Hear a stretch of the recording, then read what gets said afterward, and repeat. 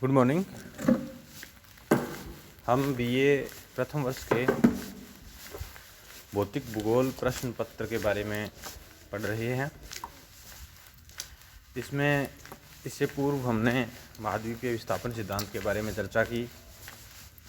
अभी हम देखेंगे प्लेट विवर्तनिकी सिद्धांत, जो कि मुख्य रूप से महाद्वीपों व महासागरों के वर्तमान वितरण एवं उनके डिस्प्लेसमेंट से संबंधित है कि अतीत काल से उनका रूप किस प्रकार से परिवर्तित हुआ है। तो इसके बारे में हम अध्ययन करेंगे।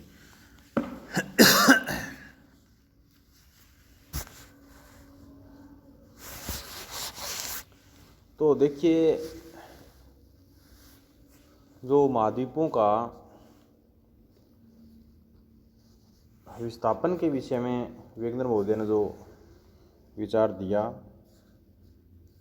इसके पश्चात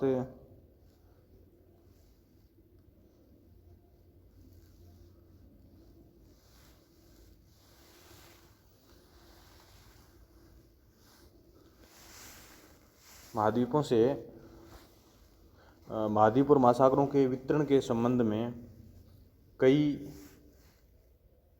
विचारधाराएं सामने आई, जिनमें से महाद्वीपीय विस्थापन है।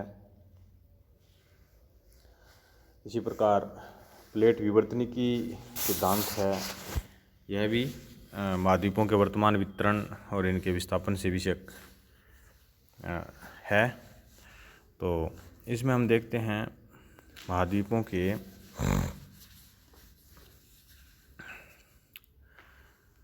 वर्तमान वितरण और पूर्व में हुए विस्थापन के संबंध में प्लेट विवर्तनिकी सिद्धांत क्या कहता है। तो इससे पहले हम प्लेट क्या है इसके बारे में जानेंगे और प्लेट से संबंधित सिद्धांत का प्रादुर्भाव सर्वप्रथम कैसे हुआ, इन विषयों में हम चर्चा करेंगे। देखिए, स्थलीय दृढ़ भूखंड को प्लेट कहते हैं। इन प्लेटों के स्वभाव तय तथा प्रवाह संबंधी अध्ययन को प्लेट विवर्तनिकी कहते हैं। इन प्लेटों के स्वभाव तथा प्रवाह संबंधी अध्ययन को प्लेट विवर्तनिकी कहते हैं। प्लेट संकल्पना का प्रादुर्भाव दो तथ्यों के आधार पर हुआ। नंबर 1, महाद्वीपीय प्रवाह की संकल्पना। नंबर 2, सागर तली के प्रसार की संकल्पना। अब तक 6 प्रमुख तथा 20 लघु प्लेटों को स्वीकार किया गया है। प्रमुख प्लेटें हैं यूरोपियन प्लेट, इंडियन प्लेट, अफ्रीकी प्लेट, अमेरिकी plate, Pacific plate, Antarctica plate. ज्ञातव्य है कि लघु प्लेटें बड़ी प्लेटों से स्वतंत्र होकर गतिशील हो सकती है। इन प्लेटों के किनारे ही सर्वाधिक महत्वपूर्ण होते हैं। प्लेट किनारों को 3 प्रकारों में विभाजित किया जा सकता है। सागर नितल प्रसरण की जो संकल्पना थी वो सर्वप्रथम हेरी हेस नामक विद्वान ने प्रतिपादित की थी। और प्लेट शब्द का प्रयोग सबसे पहले टूजो विल्सन नाम का एक भूगर्भ शास्त्री था, जिन्होंने प्रस्तावित किया था। सागर नितल प्रसरण की संकल्पना से ही प्लेट विवर्तनिकी सिद्धांत का मुख्यतः अभ्युदय हुआ, क्योंकि सागर की तली में जो प्रसार होता है उसके विषय में जानकारी प्राप्त करने के लिए जो विस्तृत अध्ययन किया गया, तो प्लेट विवर्तनिकी या प्लेटों से संबंधित संकल्पना जो है वो सामने आई। तो इसमें देखते हैं प्लेटों के किनारे 3 प्रकार में विभाजित किया जा सकता है प्लेटों के किनारों को। पहला है विनाशशील प्लेट किनारा। जब 2 प्लेटें आमने सामने अभिसरित होती है तो इन किनारों के सारे पदार्थ निचली मेंटल में क्षेपण द्वारा विवेहित होता है, इससे प्लेट का विनाश होता है। देखिए, विनाशशील प्लेट किनारा यानी जब 2 प्लेटें जो दृढ़ भूखंड बने हुए हैं वे परस्पर एक दूसरे की ओर गतिशील होते हैं, तो इनमें से जो भारी भूखंड होता है या भारी प्लेट जो होती है वो हल्की प्लेट के नीचे शेपित हो जाती है, और शेपित होने से गहराई में जाने पर चूंकि तापमान बढ़ता जाता है तो बढ़ते तापमान के कारण से वह मेल्ट हो जाती है और मेल्ट होकर वहाँ पर व्ययित हो जाती है। तो इनको विनाशात्मक प्लेट किनारा इसीलिए कहते हैं क्योंकि यहाँ प्लेट का विनाश हो रहा है। प्लेट जो है वो गल जाती है नीचे जा करके, तो एक प्रकार से प्लेट का ये नष्ट यहाँ पे प्लेट हो रही है, जिसकी वजह से इसको विनाशशील प्लेट किनारा कहते हैं। दूसरा संरक्षी प्लेट किनारा। संरक्षी प्लेट किनारे में न तो नई ज़मीन का या नई प्लेट का निर्माण होता और न ही पूर्व बनी हुई प्लेट का विनाश होता। अपितु क्या होता है कि एक दूसरे के पार्श्व में जब दो प्लेट खिसक जाते हैं तो इससे नए प्लेट का विनाश होता और नए प्लेट का निर्माण होता। तो ऐसे प्लेट किनारे को संरक्षी प्लेट किनारा के नाम से जानते हैं।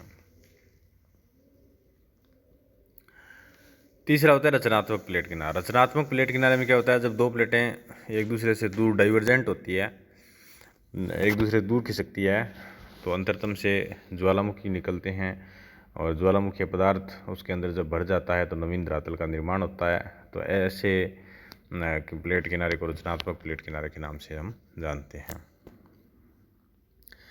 इन प्लेटों में गति होती है तथा इसके साथ ही इन परिस्थिति महाद्वीप व महासागर भी गति करते हैं। इसी आधार पर 1960 में हेस ने महाद्वीपीय प्रवाह सिद्धांत के संदर्भ में प्लेट विवर्तन की सिद्धांत दिया। इन प्लेटों में गति होती रहती है तथा वर्तमान में भी इनमें गति हो रही है। सागर नितल प्रसरण। तो सागर नितल प्रसरण क्या है, इसके बारे में जानते हैं।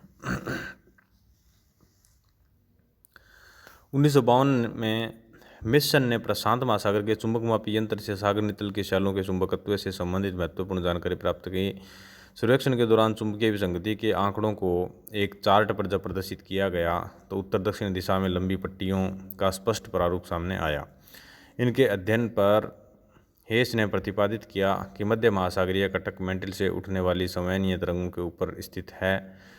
इस कटक के सहारे नए पदार्थों का निर्माण होता है तथा लावा के निकलने से बनता है। इस प्रकार नव निर्मित क्रस्ट कटक के दोनों ओर खिसकती जाती है। इस प्रकार हेस के अनुसार सागर नितल में प्रसार होता है तथा महासागरीय खड्ड के सहारे मेंटिल का विनाश होता है। कटक के दोनों ओर पाई जाने वाली चुंबकीय पट्टियों की आयु के परिकलन के आधार पर सागर नितल प्रसरण की धारणा सत्य सिद्ध होती है। नितल के प्रसरण की दर का परिकलन दो आधारों पर किया गया, एक समकालिक रेखा की आयु और दो उनके बीच की दूरी। इस आधार पर ज्ञात करने पर पाया गया कि अटलांटिक तथा हिंद महासागर सबसे मंद गति से फैलते हैं जबकि प्रशांत महासागर सबसे तीव्र गति से प्रसारित हो रहा है। ज्ञातव्य है कि महासागर के प्रसरण की दर आधी होती है, क्योंकि ये दोनों तरफ की गणना होती है तो इसलिए बोलने में आधी बोली जाती है। अगर ऐसे बोला जाता है कि प्रसरण की दर 2.5 सेंटीमीटर है तो ये एक तरफ की होती है, तो कुल प्रसरण 2.5 + 2.5 बराबर 5 सेंटीमीटर हो जाएगा, क्योंकि दर एक तरफ की बोली जाती है और एक्चुअली फैलाव दोनों तरफ होता है। प्लेट टेक्टोनिक या महाद्वीपीय विस्थापन। पूरा चुंबकीय तथा सागर नितल प्रसरण के आधार पर प्रमाण मिले हैं कि महाद्वीप तथा महासागर स्थायी नहीं रहे। महासागरों के खुलने तथा बंद होने के प्रमाण मिले हैं। उदाहरणार्थ रूम सागर पूर्व वृहत सागर का अवशिष्ट भाग है। प्रशांत महासागर का निरंतर संकुचन हो रहा है क्योंकि इसके कटक पर निरंतर अमेरिका प्लेट का क्षेपण हो रहा है। इसके विपरीत अटलांटिक महासागर का विस्तार हो रहा है।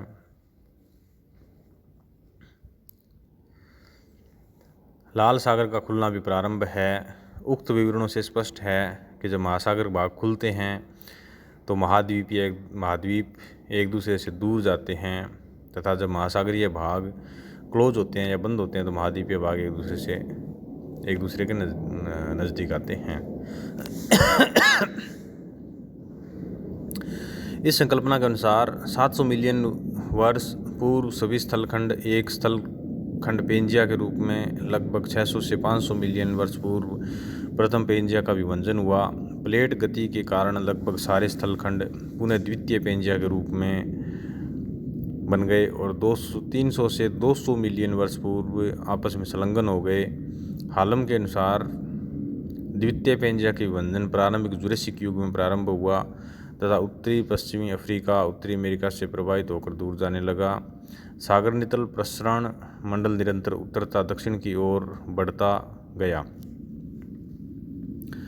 दक्षिण अमेरिका तथा अफ्रीका का अलगाव मध्य क्रिटेशियस युग में हुआ।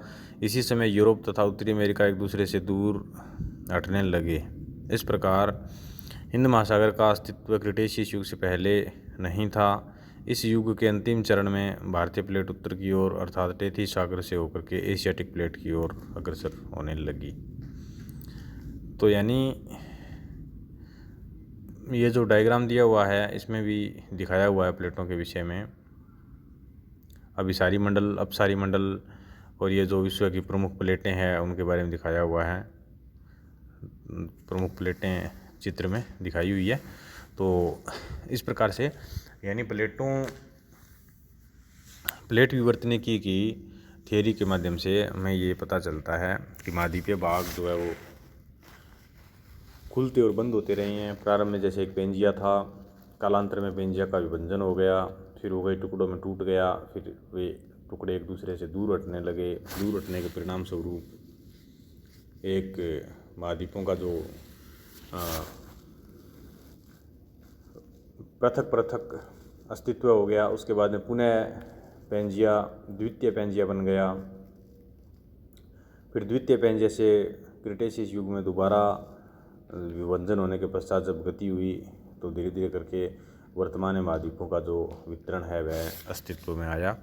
तो इस प्रकार से प्लेट विवर्तनिकी के माध्यम से हम महाद्वीपों और महासागरों का जो वर्तमान वितरण है या उनकी वर्तमान स्थिति को जो है उसको स्पष्ट कर सकते हैं हम। तो इस प्रकार से प्लेट विवर्तनिकी की संकल्पना हमारी पूर्ण होती है। धन्यवाद।